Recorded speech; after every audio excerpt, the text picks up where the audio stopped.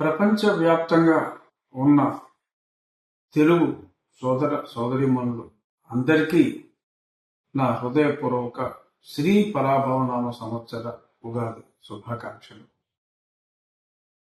మన తెలుగు వారికి, కన్నడ వారికి ఉగాదిగా, మహారాష్ట్ర వారికి గుడి పడవగా ఎంతో ప్రసిద్ధిగాంచిన ఈ ఉగాది ప్రముఖ హిందూ పండుగల్లో ఒక విశిష్ట స్థానం.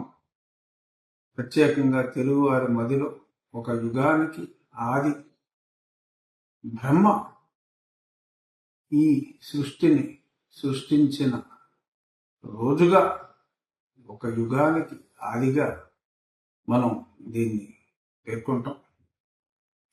ఈ ఉగాదికి ప్రజలందరూ మన తెలుగు రాష్ట్రం, మన ఆంధ్ర రాష్ట్రం ప్రజలు గౌరవ ముఖ్యమంత్రి గారి సంక్షేమ అభివృద్ధి కార్యక్రమాలతో మరింత తేజవంతంగా విరాజిల్లాలని మనస్ఫూర్తిగా కోరుకుంటూ, అదేవిధంగా మన సంస్కృతి సాంప్రదాయాలని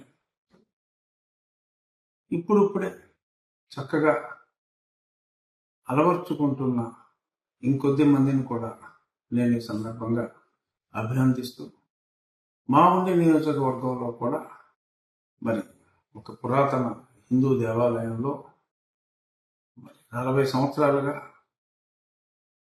తొడవడానికి కూడా అనుమతి ఇవ్వని ప్రదేశంలో ఈరోజు వారే ఉగాది పచ్చడి పంచుతున్నట్టుగా తెలిసింది. చాలా సంతోషం.